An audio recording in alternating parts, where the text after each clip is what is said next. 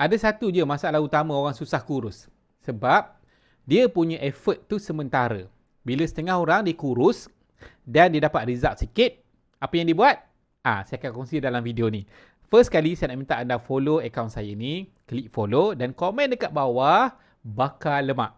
Bakar lemak Lepas tu kliklah semua button belah kanan anda tu, like, repost dan juga komen.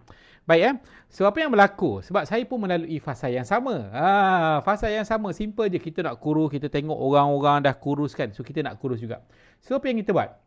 Ramai orang akan buat IF ataupun ramai orang akan puasa.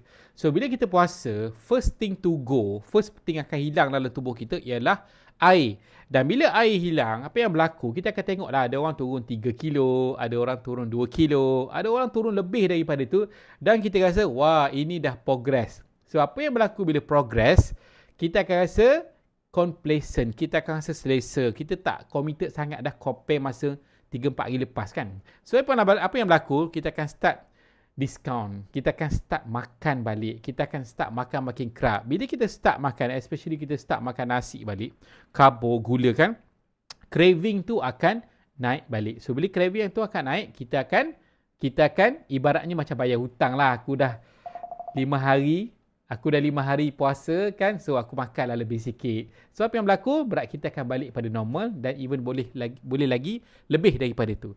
So jadi kalau you rasa benda ni common, you pernah melalui benda ini kan, dan you nak tahu macam mana nak overcome masalah ini, okay, boleh follow akaun saya ni dan boleh komen bakar lemak. InsyaAllah kita sama-sama bincang.